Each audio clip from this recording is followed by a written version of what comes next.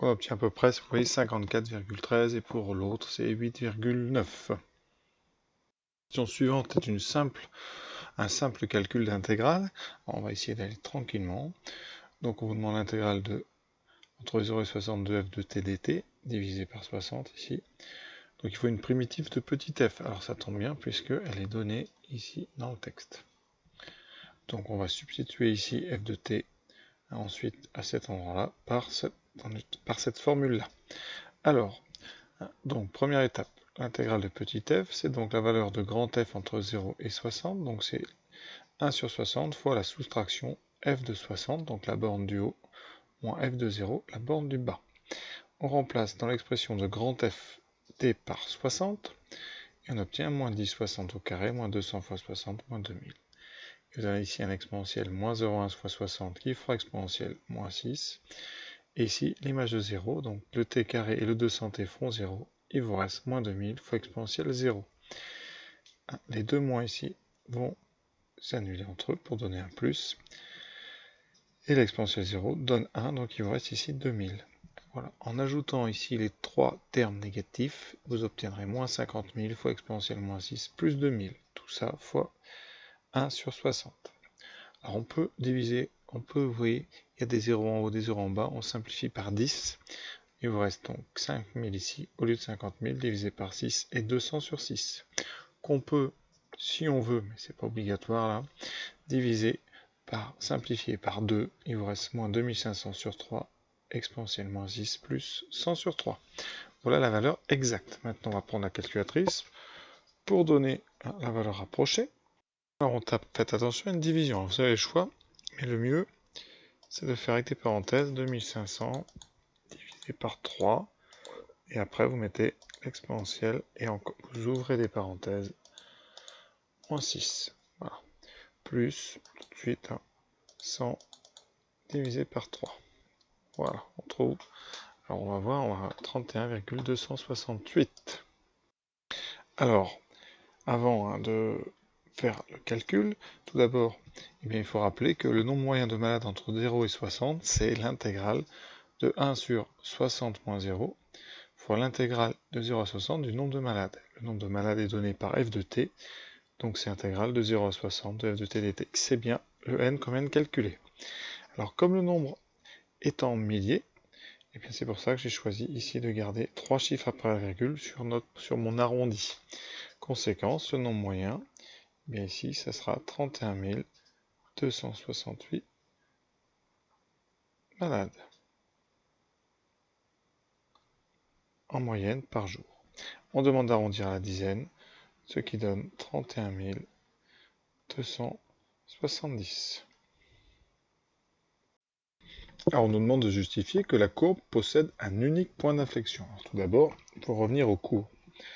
Une courbe possède un point d'inflexion si et seulement si sa dérivée seconde s'annule en changeant de signe.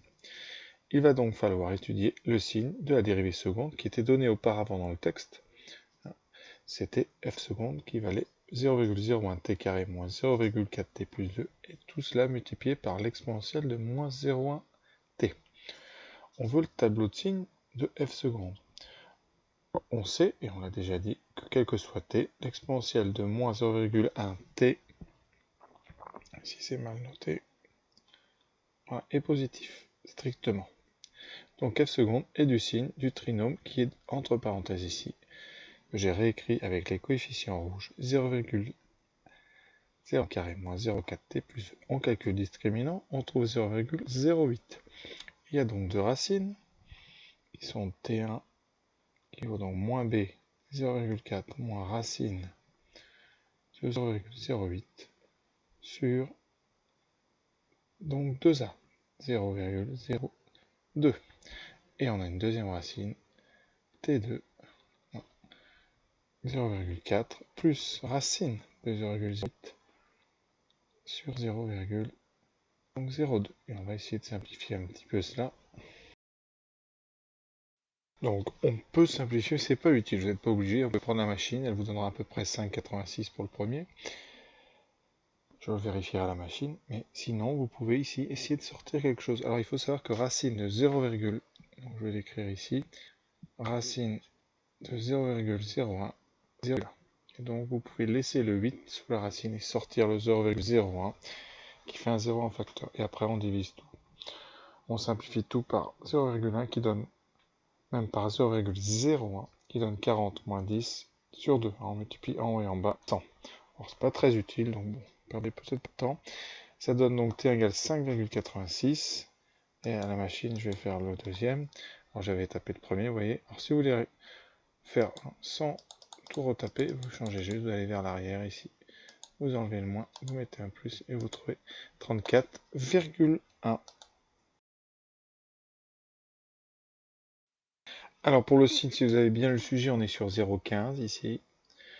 Donc je vais un peu vérifier. Mes deux racines t1 étaient 2, donc 5,8 et 34. Mais 0,15 est à cheval sur les deux premières colonnes. Donc dans le tableau, vous aurez un plus, un 0 et un moins, et c'est T1 la valeur qui sera importante. Et ça donne ceci. Voilà, donc sur 0,15, voilà le tableau. La valeur de T1 que j'ai un petit peu simplifié ici par 2, qui donne 20 moins 5 racine de 8.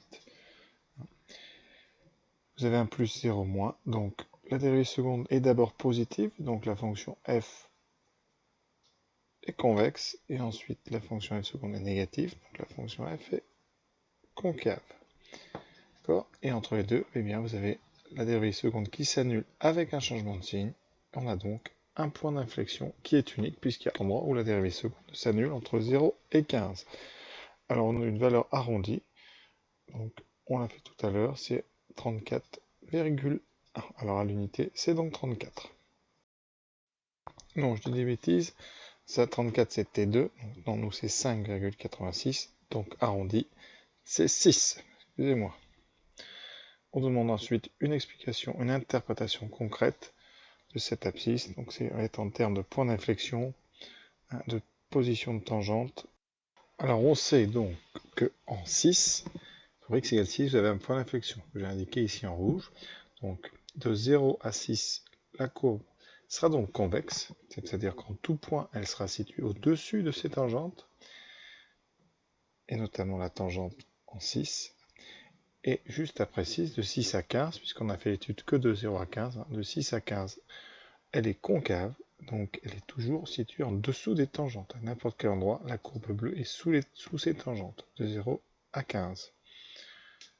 Et la tangente en 6 est très particulière, puisque la courbe arrive par le dessus de cette tangente et repart par le dessous. Ce qu'on peut appeler une tangente traversante, des deux côtés de la courbe au niveau du point d'inflexion. Donc voilà ce qu'on a retrouvé. J'espère que j'ai été assez clair et je vous souhaite une bonne fin de journée. Et à bientôt sur un autre corrigé du bac ES.